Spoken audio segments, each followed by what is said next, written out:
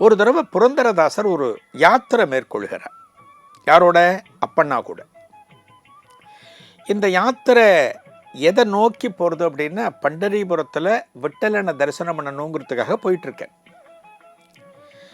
அப்படி போகிற வழியில் பண்டரிபுரம் கிட்டத்தட்ட நெருங்கியாச்சு. பண்டரிபுரம் வந்தாச்சு. ராத்திரி நேரம். பண்டரிபுரத்தில் ஒரு இடத்துல ஒரு சத்திரத்தில் தங்குற.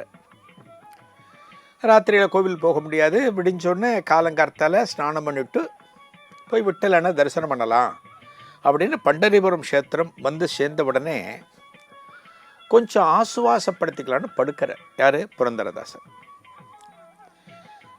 படுக்கிறார் அப்படின்னா படுத்தோடனே கை காலெலாம் வலிக்கிறது. என்ன காரணம்? நெடுந்தொலைவு யாத்திரையாக வந்திருக்க, நடந்து வந்திருக்க. ஒரு அசதி இருக்கும் இல்லையா? திடீர்னு தூக்கம் வராமல் இருக்கிற போது ஒரு கட்டத்தில் நடுராத்திரி என்ன பண்ணுறார், தன்னோட சீடனை கூப்பிடுறார். அவன் படுத்துருக்கான், கொஞ்சம் தள்ளி எங்கேயோ படுத்துருக்கான். அப்பண்ணா அப்பண்ணா அப்படின்னு கூப்பிட்றார். எதுக்கு கூப்பிட்றார்?